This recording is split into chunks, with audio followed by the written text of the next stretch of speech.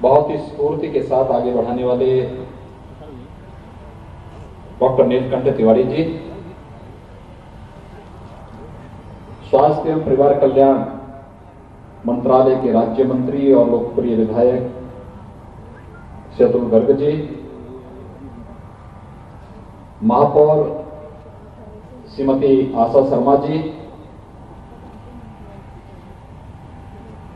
माननीय सांसद श्री अनिल अग्रवाल जी, इस क्षेत्र के लोकप्रिय विधायक श्री सुनील कुमार शर्मा जी, भारतीय जनता पार्टी के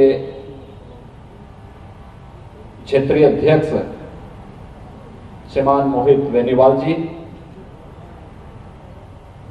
जिला के अध्यक्ष श्रीमान दिनेश सिंघल जी, आज के इस कार्यक्रम में उपस्थित हमारे महानगर के अध्यक्ष श्री संजीव शर्मा जी, माननीय विधायक अजीत पाल त्यागी जी, डॉक्टर मंजू शिवाज जी, नंद किशोर गुर्जर जी, कैलाश मानसरोवर समिति के अध्यक्ष श्रीमान उदय कौशिक जी, आज के इस कार्यक्रम में उपस्थित भारतीय जनता पार्टी और अन्य संगठनों के सभी पदाधिकारीगण, हमारे सभी प्रशासनिक और पुलिस के सभी अधिकारीगण, पर्यटन विभाग के, धर्मार्थ कार्य विभाग के सभी अधिकारीगण और इतनी देर में भी इतनी भारी संख्या में गाजियाबाद से जुड़े हुए उपस्थित भाइयों बहनों, कैलाश मानसरोवर भवन हम लोगों ने 2017 में इसका शिलान्यास का कार्यक्रम संपन्न किया था। आज मैं आप सबको इसको लोकार्पित करते हुए मुझे गौरव की अनुभूति हो रही है। मैं आप सबको हृदय से बधाई देता हूं, अपनी शुभकामनाएं देता हूं।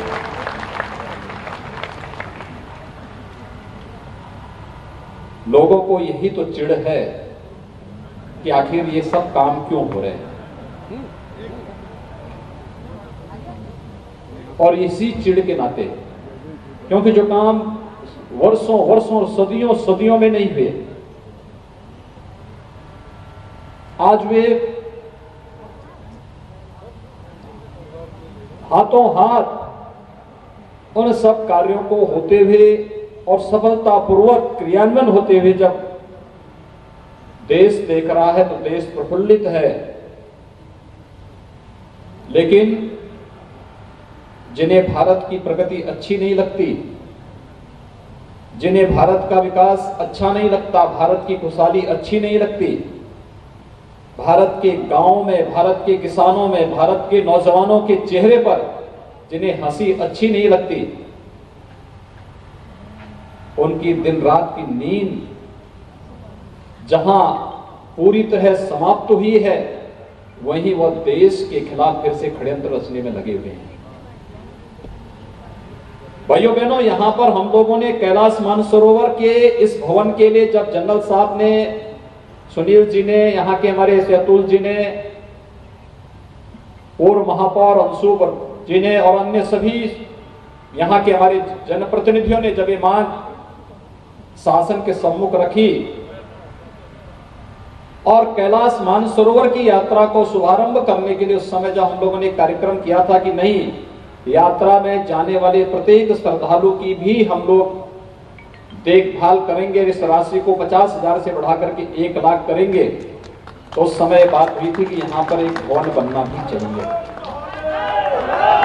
और नहीं तो यही गाजियाबाद था। यहाँ पे इस प्रकार की यात्रा का भवन बनने की बात तो दूर, शासन और एनजीटी के नियमों का उल्लंघन करके हज हाउस बना दिया जाता था,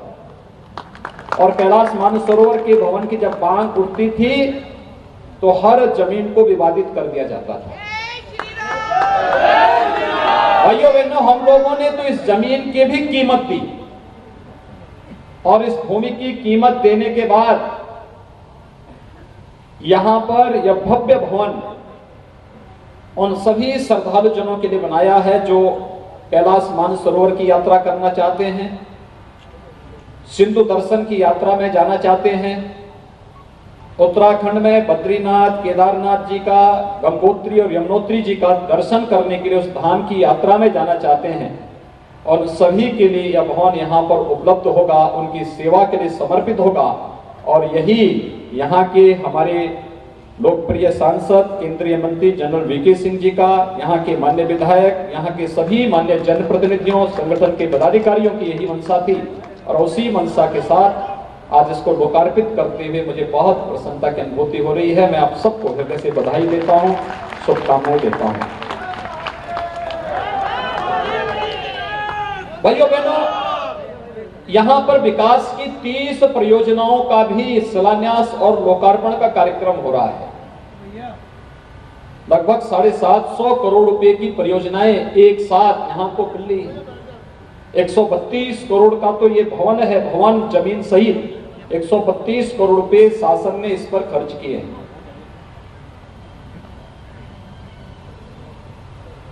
मैं जानता हूं हम लोग जो कार्य करेंगे वह नियमों का पालन करते हुए करेंगे, और इसलिए पहले वाली भूमि को हम लोगों ने देखा कि एनजीटी ने आपत्ति की है, तो हम लोग हज हाउस जैसी दुर्गति नहीं होने देना चाहते थे, और इसलिए हम लोगों ने कहा कि नहीं भाई, उसको खारिज करो, एक ऐसे स्थान पर बनाओ जहां पर शासन जमीन को क्रय करेगी और वह भूमि उस भवन के नाम पर ही होगी, और वह कैलाश मानसरोवर के नाम पर सभी प्रकार की धार्मिक यात्राओं को देश के अंदर करने के लिए पूरी सुविधा उपलब्ध कराने का एक केंद्र होगा। कल ही हम लोगों ने धर्मार्थ कार्य विभाग के महानिदेशालय का भी गठन किया है। आखिर हमारे लिए श्रद्धा के केंद्र हमारे धार्मिक स्थल हैं ही, लेकिन ये पर्यटन और रोजगार के बहुत बड़े माध्यम है। हम एक मंदिर देखते हैं, एक मंदिर होता है, लेकिन मंदिर में प्रसाद के लिए भी कुछ लोगों को जगह मिल जाती है, फूल बेचने के लिए भी कुछ लोगों को जगह मिल जाती है, वहां पे कोई रेस्टोरेंट की भी व्यवस्था हो जाती है, वहां पे धर्मशाला के कार्य में बहुत सारे लोग जुड़ जाते हैं। यानी रोजगार सृजन का भी बहुत बड़ा माध्यम बनता है। हमारी आस्था का सम्मान के साथ साथ रोजगार का भी बहुत बड़ा माध्यम बनता है। और भारत के अंदर जो स्पिरिचुअल टूरिज्म है, ये तो अपार संभावना वाला है। मुझे याद है जब 2017 में हम लोग प्रदेश की सत्ता में आए थे, मैं प्रधानमंत्री जी से मिलने के लिए गया था। प्रधानमंत्री जी ने कहा 2019 के प्रारंभ में कुंभ है, आप लोगों के पास केवल 2.25 वर्ष हैं, क्या कुंभ का आयोजन एक भव्य और दिव्य कुंभ के रूप में हो सकता है? प्रधानमंत्री जी का विजन था, उनका मार्गदर्शन था। और आपने देखा होगा प्रयागराज कुंभ पहले गंदगी के लिए, भगदड़ के लिए, अव्यवस्था के लिए, इसके लिए जाना जाता था। लेकिन 2019 में जब इसी प्रयागराज में हम लोगों ने कुंभ का आयोजन किया, तो वही कुंभ अपनी भव्यता के लिए, अपनी दिव्यता के लिए, अपनी स्वच्छता के लिए, अपनी सुरक्षा के लिए, अपनी सुव्यवस्था के लिए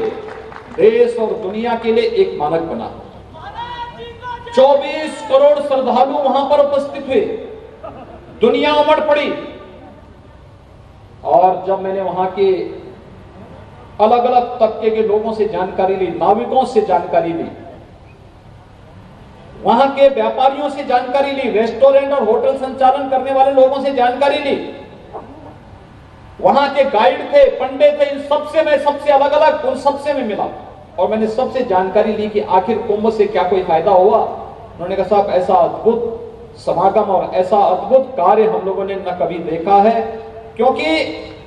ये कार्य अपने आप में अद्भुत था ही, लेकिन साथ साथ हमारी रोजी रोजगार में भी कई गुना वृद्धि हुई है, कई गुना अभिवृद्धि हुई है।